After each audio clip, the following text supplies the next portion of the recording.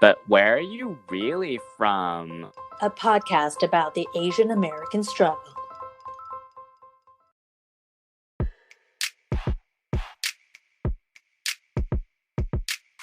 Hey everyone, I'm Angela Lynn. And I'm Jesse Lynn, and welcome back to But Where Are You Really From? Today we have not one guest, but two guests. We have Anna and Ziad, very special guests that are joining us today. Hello and welcome. Hello. Hello. Hey. Thanks for having us. Yeah, so we have both guests on today because we have a different kind of episode topic that we're covering today.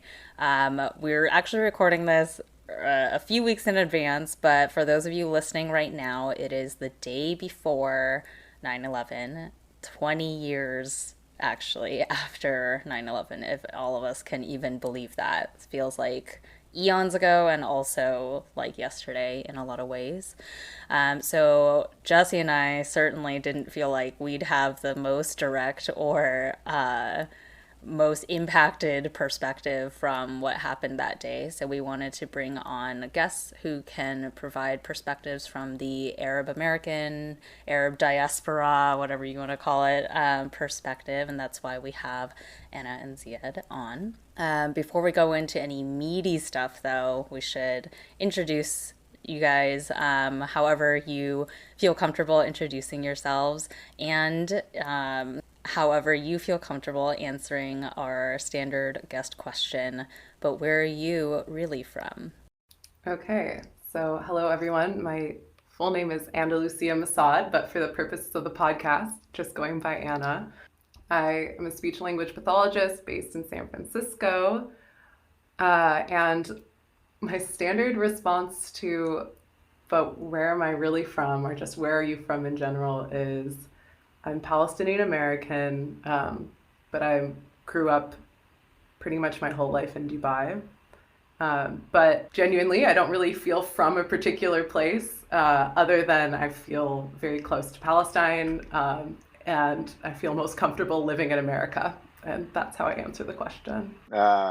First of all, I'd just like to start and say I really like the name of your podcast, just because it's a question, where are you really from? That's something I've gotten my entire life, and it always kind of leaves me befuddled, not knowing what to say. Like, what do you mean, where am I from? To answer that question, the way I would answer it is, my name is Ziad Elsahili. I'm from Portland, Oregon.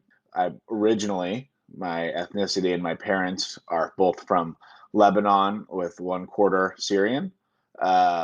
And yeah, I'm of Middle Eastern Arab descent, and I'm an American from Portland, Oregon. Love that.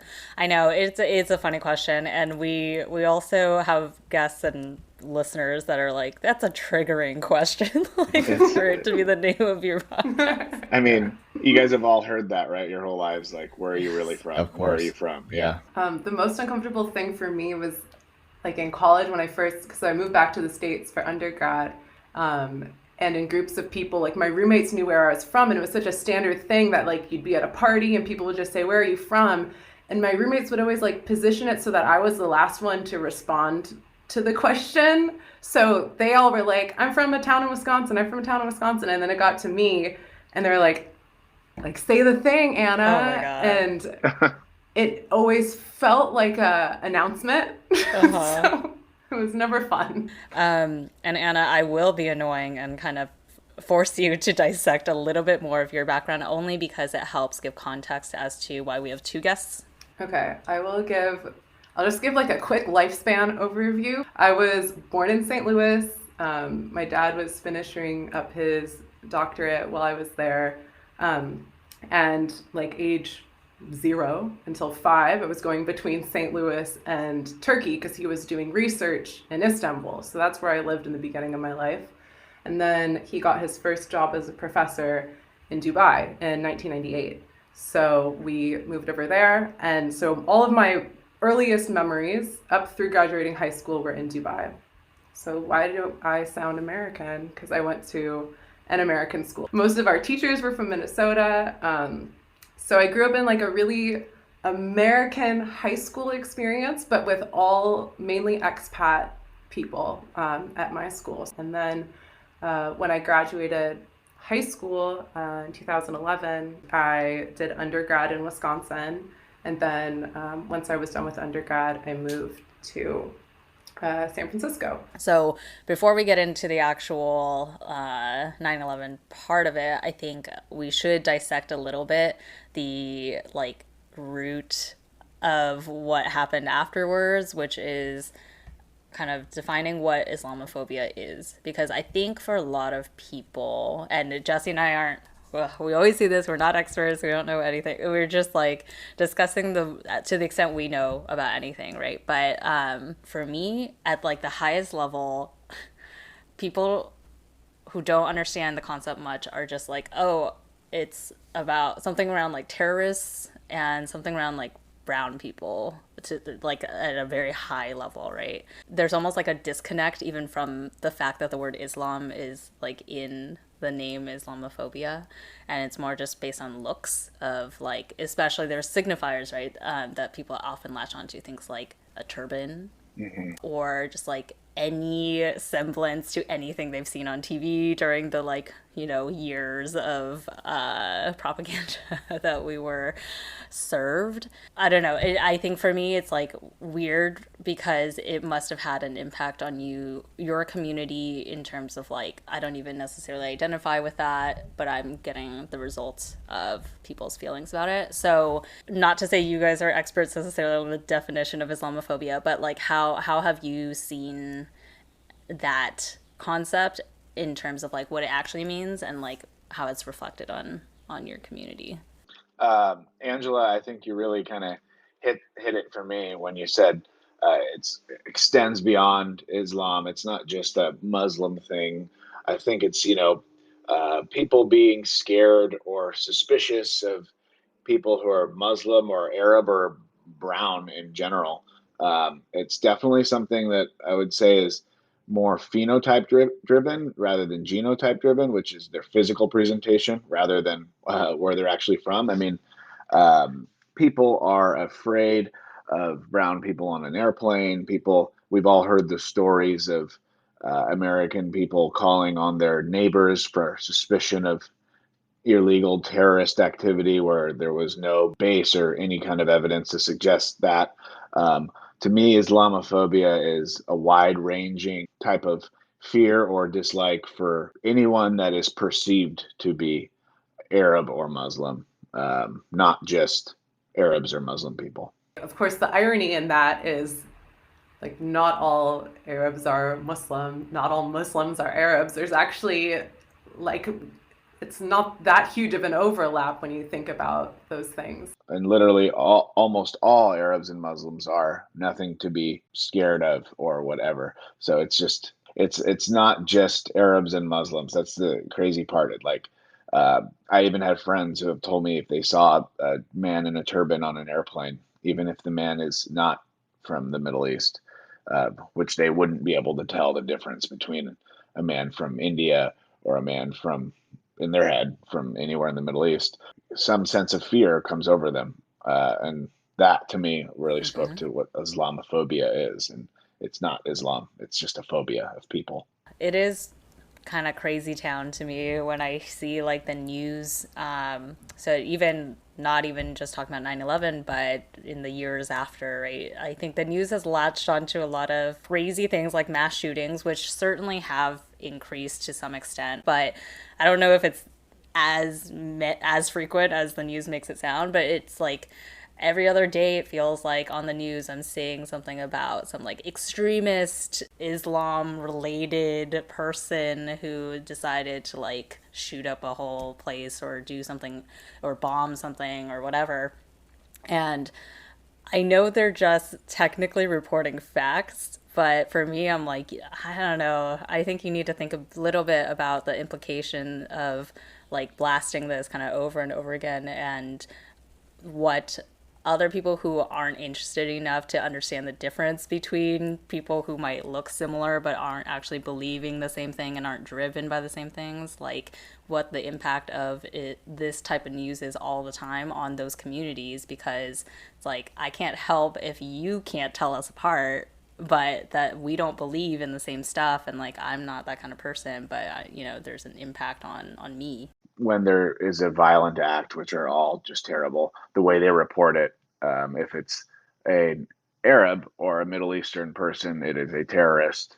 And if it is not, it is a troubled individual who has mental Yes. health issues. I think that's some Islamophobia just built into the media, just public perception and reporting right there. When an act happens, before they release who the person is, there's always speculation about who it is. And it tends to be like the initial, and I hate going on message boards and whenever this kind of stuff happens, because you look at the comments and the first thing is like people saying, oh, for sure it's a Muslim, for sure it's an Arab, it's another extremist, blah, blah, blah. And like that's where people's heads go to right away, even though there's a lot of times where that's largely not the case. And it's very distressing to have to go through that every single time there's an act that happens before it's released. Like, oh, what was the cause of it? Was it Islam related? Was it whatever related? The panic that goes through me, and I know, my close friends and our community is really upsetting, because it's like, oh my, is this another situation that's going to other us further in mainstream America and like confirm some biases for a lot of people, that even if they're saying out loud that they're not Islamophobic, blah, blah, blah, like maybe in the back of their head, is this confirming something for people? And that's scary. Do you love ramen, Jesse? Oh my God, yes. Don't you hate the shitty instant ramen we have here in the States, though? Totally and completely. What if I could tell you that you could get premium instant ramen direct from Japan delivered straight to your door? Did you know that in Japan, instant ramen is actually legit? They put a lot of care into using high quality ingredients for the soup, the noodles, and the toppings. But how do I get access to that when I live here? Well, bitch, you're in luck. We've teamed up with 5 a.m. Ramen, a business based out of Tokyo that is obsessed with all things ramen. They are offering premium curated sets of the best instant ramen in Japan to consumers worldwide. And with our special discount code, you'll get 5% off your order and free shipping worldwide. Just use really from 5 at checkout. Head over to instantramen.jp now and use our promo code REALLYFROM5. Oishi! Well, I think we're already digging into the impact of post 9/11, because I gander to think those types of unconscious bias didn't necessarily exist in people before that date. So I do want to zero in then on kind of the main topic for today, which is reflecting on your personal experiences before and after this big day. Jesse and I can start with our perspective because it's the least like intimate. And for me, I do remember it very distinctly. I was in 6th grade at the time, and I think my teacher must have heard something big happened. So then she turned on the TV, and we all as a class watched that iconic image of the towers, starting to have all the smoke and the aftermath. And in our community growing up, we had a lot of Persian people, so from Iran, and that's not the same type of people at all, but almost immediately, it was like the same day or the day after, I distinctly remember being in the lunch cafeteria, and one of the little brothers of one of the kids in my class, who's Persian, there were just like all these random heckler boys that were like, essentially like F you, like why do you hate America, like this is all your fault, those kinds of sentiments. And I just remember thinking like, what? That makes no sense. Like this kid has nothing to do with what happened, and like as of 10 minutes ago you guys were friends. It just like, it was a very quick turning point, and I certainly couldn't process all of why that was happening or like how bad and disconnected that was at the time. But thinking back on it, I remember that moment pretty clearly, because I was like, oh, wow, things have changed very quickly. I actually remember that when I woke up before school, my mom told me she was like, "Oh, come, you have to watch this thing on the TV. Like, it's nuts." And I was like, yeah, I was like, what, in like fourth or fifth grade? So I don't even think I knew what the World Trade Center was. I didn't know exactly what was happening. And it's like that kind of thing where you see as a kid, like, you don't know how to process it because it's never happened before, and you don't really understand like the scope of what it is. Um, but I do remember then, like, the entire day afterwards, it was a very different environment, because I think even though we lived in California, I think there were a few kids in the class where they had like parents in New York doing business and stuff like that. So it was like a very serious situation, because like some of them were called out because they didn't know what had happened and they had to be taken home by their other parents. I don't remember having that experience, like seeing anyone picked on. And I feel like it didn't necessarily change my own perspective on making friends with people. So from that perspective, Angela, I agree with you. Like, from my standpoint, I'm like, it wasn't a thing for me to select people or not. And I also think it's largely because we did live in a bubble. So there were a lot of Asian people, a lot of people who just outwardly looked brown. And so they weren't like rare or like people that you don't normally see every day.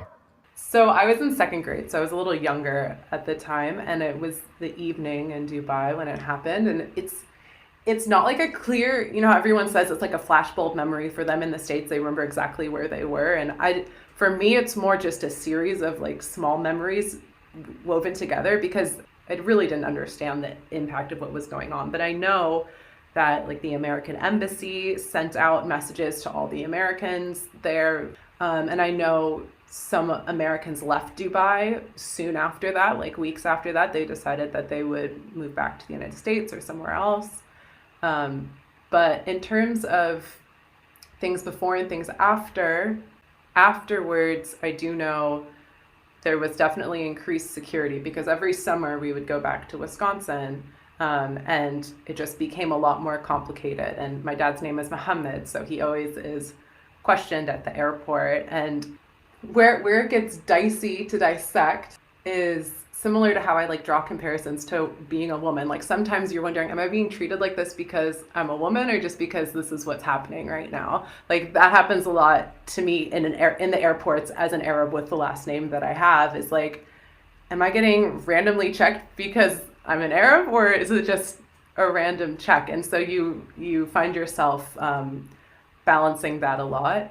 Living in the United States, once I moved in 2011, I definitely had people make comments to me, and it was the first time I'd ever been in a community where anyone had ever made negative comments about being an Arab, or someone like wrote outside my dorm room, like on the whiteboard, "dirty Arab," and like I had people, oh yeah, and like, but the other thing is like I'm quite white passing, so when people don't know I'm Arab, I've also had people like make super Islamophobic, like rude comments in front of me without realizing where I'm from. Wow. And then it's just this like internal thing where I'm like, do I want to engage in this conversation, or do I just bite my tongue because it's so much more emotional for me than it is for them? And why even get into that? Any negative experiences I've had being an Arab have been while I've been in the United States, because growing up in Dubai, most of my friends were Arab too, so it was very much so a shared experience. And those who weren't Arab were very embedded in the culture in Dubai, and were friends with a lot of Arabs. So when you have like all these interwoven communities who really know each other and know what we value and stand for, like it's not going to change your interactions with each other. And it really didn't, being in a Muslim country. It only was, when you take the plane over here. Wow. So I too was in sixth grade during 9/11, and I grew up in a suburb outside of Portland, and it's probably one of the least diverse places in the country that I've ever been. It's very much Caucasian American, and some good people there, but it's just not very diverse. Before 9/11, I would say most people just thought I was a kid with a unique name and a different culture. Didn't think much of it. Once 9/11 came and hit, I remember the day it happened. It was before school. I was waking up before going to school with my mom and Teta, which is grandma in Arabic, who was staying the night at my house. Watched the news. We're all just in shock, like, what the hell is happening? My mom was crying. I can't remember if they canceled school or not, but I know I went to school eventually, the day or two after. Um, and yeah, after it happened, I would say there's definitely a before and after. I was picked on, definitely dealt with a lot of bullying. People, friends, people who are still my friends today had times where they did that. People thought it was socially acceptable to call you a terrorist, a towel head. Someone even recently called me a camel jockey. I mean, it doesn't go away. Um, and some people do it out of racism. Some people do it because it's something they can get away with and try to get some laughs, which is also racist in a way. Um, but it was prevalent. I had teachers, coaches, people in just every facet, other people's parents making comments. It wasn't just the kids. It was they were learning that this was okay. Um, and so that part sucked. Like one little story was I played football in high school, and high school was very far after sixth grade, but it was still a thing. Um, and there was one other guy on the team from the Middle East, and he's not even Muslim. But we were in the locker room for a minute. We had to like go back down and come back up before the game. And one of the coaches said, "Gosh, where have you guys been? Someone said you guys were praying in the showers before the game on like rugs to Mecca." And I'm like, What the and I know they were just saying that to get under our skin, but it's just like stuff like that came up a lot. From that experience, I definitely learned to have pretty thick skin.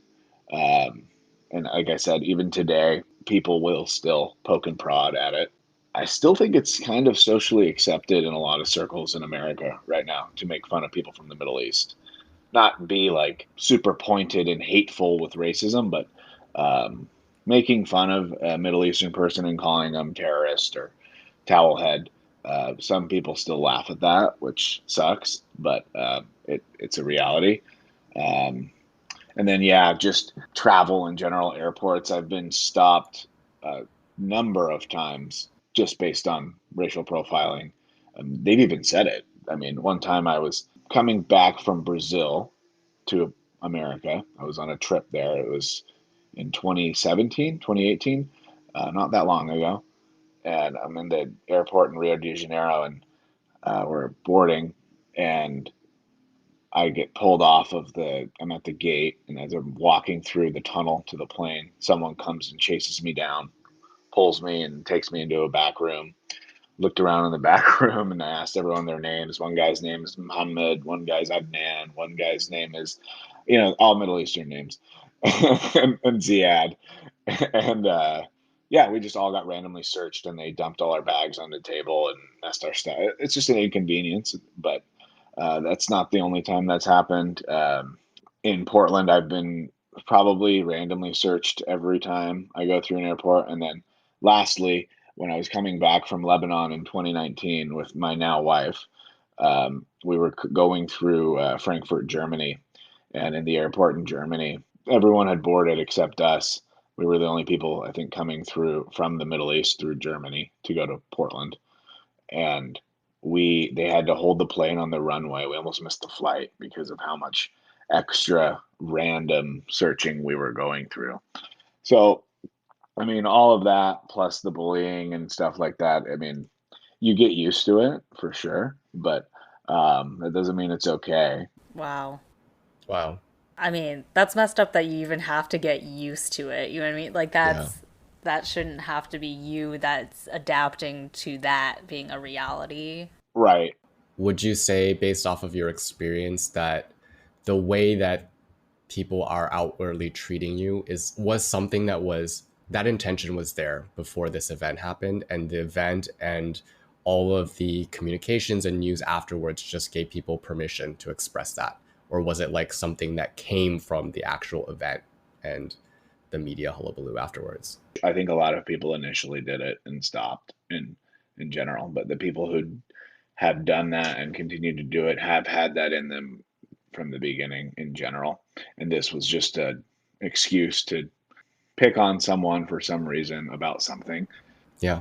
No, I asked that question because I think when a lot of the anti-Asian hate around COVID started, I think a lot of people were like, oh my God, why are people so crazy? Like they're acting so ridiculous right now. And the truth is that like it was already there. People just were, they didn't have the permission to say those things. And this was the perfect excuse for them to just let it all out and have it be semi-socially acceptable. I think that one's different in the sense that there is a large Asian population here in the United States, and there definitely does exist and did exist prior to COVID for certain people, and I'm sure to some extent, but I think it's a lesser extent, the anti-Middle Eastern Islam Arab thing, because there just weren't that many, and people weren't like, especially where I was from, they weren't even really aware of what it was until 9/11.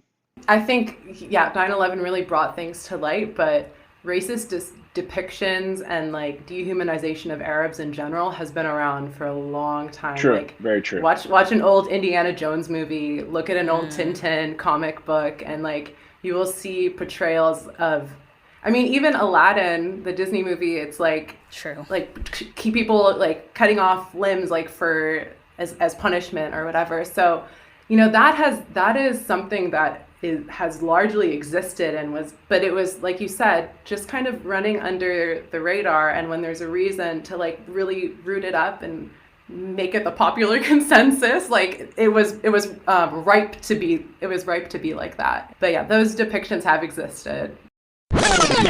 Hey everyone, we love doing this podcast, and if you enjoy our episodes, we would really appreciate if you could support us in any number of ways. First is by subscribing to us, rating us, and reviewing us on Apple Podcasts and iTunes. Second is by telling a friend. Third is following us on Instagram at whereareyoufrompod. Fourth is supporting us on Buy Me a Coffee.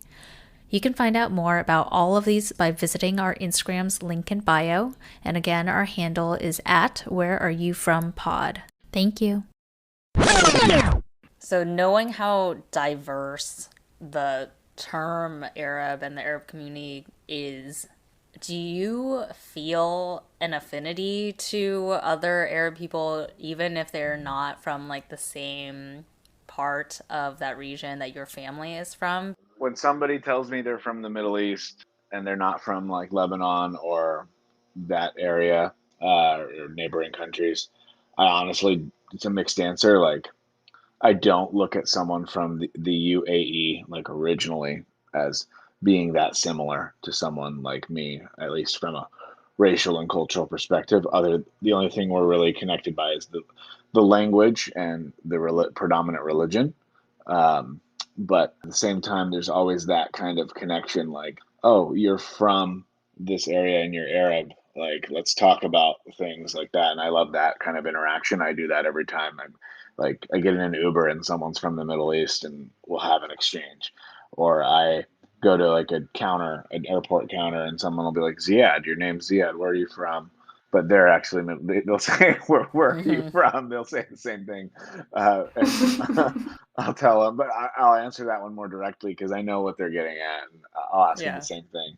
So it's a big, big question, because like, then you have to ask yourself, like, what is Arab? Like, what does that mean? Because you could be from North Africa, or you could be from Yemen, or you could be from Palestine, or any of these places, and you're Arab. But they're all pretty different too at the same time. I do feel a kinship, a genuine kinship, even when the cultures are very different. Honestly, especially when the cultures are different sometimes, because it makes me curious and I want to learn, like, oh, what's like Moroccan Arabic sounds so crazy to me, but in a really cool way. Like, it's like completely different. And I love hearing the language, hearing how their words are different, like learning about what their experiences were like growing up. Because when you do have those overlaps, it's very interesting to know, like, wow, it's amazing how that traveled across so far, but also we have all these things that are different.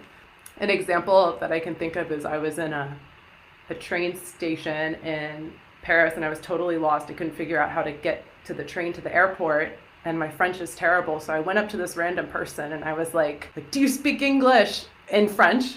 And they were like, no. And then they started trying to help me get to the train station, to the right platform. And somehow in this exchange, he asked me where I was from, and I said I'm Palestinian, and then he said he was Egyptian.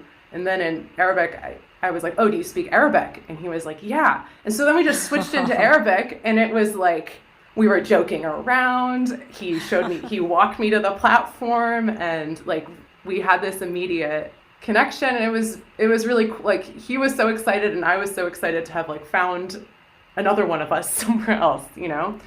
So I do get like a feeling of connection to those groups. So should we transition over to our ending segment called Fortune Cookie, because we always like to end on a sweet treat?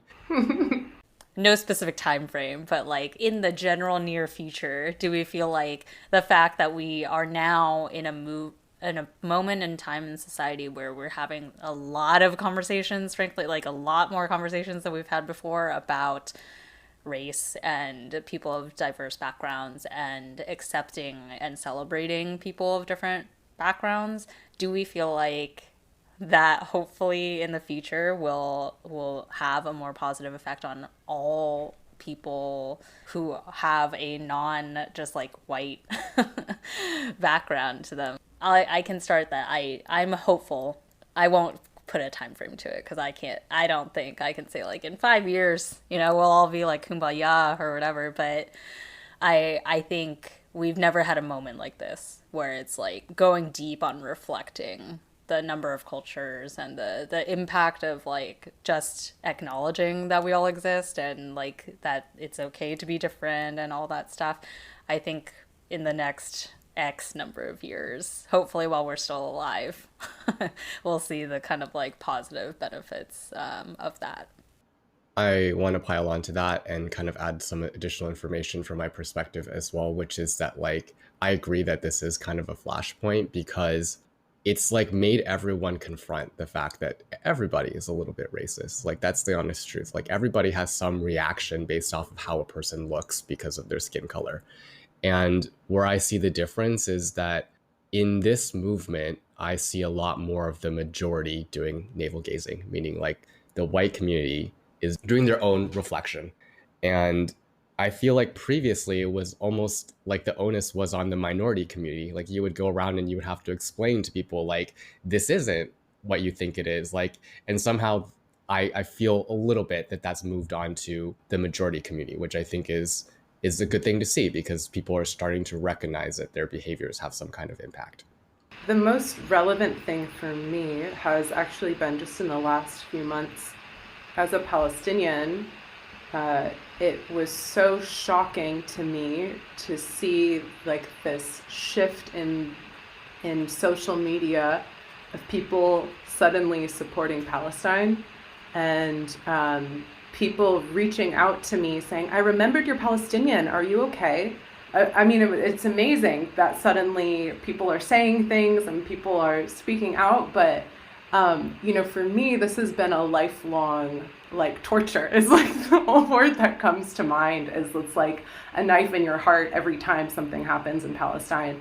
And to suddenly have everyone like notice, I felt like my initial reaction should have been joy, but it was like, it's horrible. It's a really terrible situation. But once I was able to kind of like move on from my being very cynical and like upset about that, I think it does point to a shift in the way that people are getting their information, like because mainstream media is no longer like the only source of information. That means, for sometimes it's not always great, but for better or worse, people are making their own news and they're deciding what they want to push to the front of the internet. And I think for Arabs, I think it's a positive thing in some ways. There's a lot of ways that it's bad as well, so I'm a little hesitant to say that. But this most recent thing with Palestine makes me, in a very long-term kind of way, feel maybe more hopeful. But unfortunately, I feel like a little pessimistic. I'm not sure why still. Yeah, that's a really good point about the response to the most recent conflict in Israel and Palestine. The support that you could see all through social media was very different than it ever has been, which was definitely a unique sign of the times. Building upon that, I think what you've also started to see is like with the Stop Asian Hate stuff and the Support Palestine and the BLM, proponents of all of these different causes are supporting one another too. And you're starting to see, like this podcast here, we're trying to relate our experience to the Asian experience, and we're coming together and thinking about how this type of thoughts and behavior goes away. I think this is the first time I've noticed a concerted effort across the board of kind of, different diverse groups of people kind of saying this isn't okay to do that to them. This isn't okay to do that to me. This isn't okay to do that to anyone.